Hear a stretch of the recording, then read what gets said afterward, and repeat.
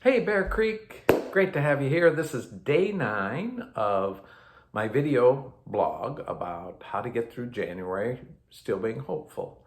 And I was thinking about Martin Luther King Jr. weekend, and it's a big, powerful weekend for me. I love Martin Luther King Jr. He just captured my heart when I was a kid and continues to capture my heart by not only his speeches, but by the way he walked in this world and marched in this world. And when I think of that whole movement, I often think about Maya Angelou and her wonderful autobiography, Why Caged Birds Sing. And in that autobiography, she talks about when she was young, a young girl, and she was raped, brutal, terrible, by a family member.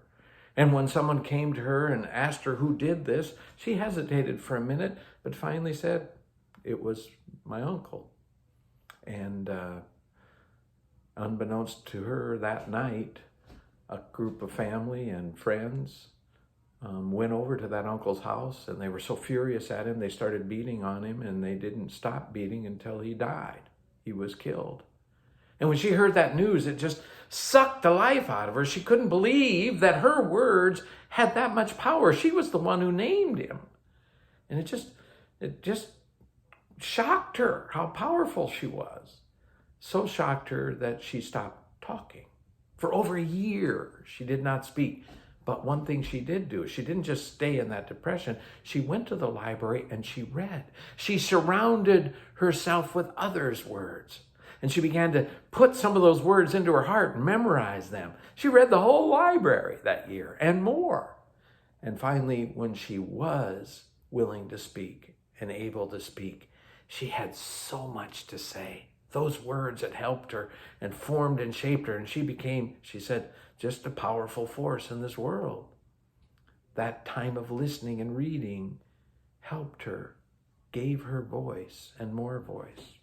When I think of that story, I often wonder, what are we reading in January? What are some of the inspirational stories we are listening to? What movies are we going to? What inspires us? What do we frame at this time? I think it makes a big difference on how we live our lives. When I was a kid growing up, Martin Luther King Jr., 1968, his I Have a Dream speech. I remember my mom and dad watching on TV, and I was watching with them, overhearing and watching their tears and how pumped they were, inspired they were by that speech. And I was too. And so when 4th grade oratory contest came about, guess what I did? I decided I was going to memorize that speech, or as much of it as I could. And I was a shy kid. That didn't matter. When I got up there and I had King behind me, those words, I have a dream, I became a prophet. I mean, it was one of my breakout moments. And I learned so much about who I was at that moment. Words make a difference. Who we are make a difference, and whose words we listen to. Amanda Gorman wrote a beautiful poem at President Obama's inauguration, and I thought I would end that here with you. Words of hope for you. Listen to her words. Just a beautiful young woman, black woman with so much power and insight. Hear these words. When day comes, we ask ourselves, where can we find light in this never-ending shade? The loss we carry, a sea we must wade. We brave the belly of the beast. We've learned that quiet isn't always peace.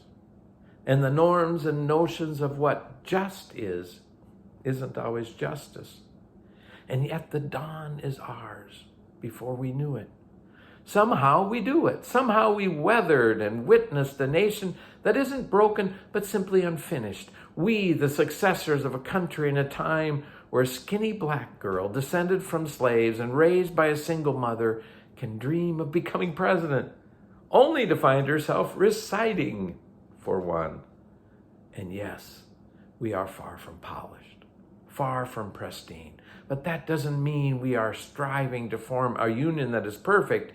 We are striving to form a union with purpose, to compose a country committed to all cultures, colors, characters, and conditions of humankind. And so we lift our gaze not to what stands between us, but what stands before us. We close the divide because we know to put our future first, we must first put our differences aside. We lay down our arms so we can reach out our arms to one another. We seek harm to none and harmony for all. Let the globe, if nothing else, say this is true, that even as we grieved, we grew, that even as we hurt, we hoped, that even as we tired, we tried. Keep trying. Keep trying. There's hope. Have a great day.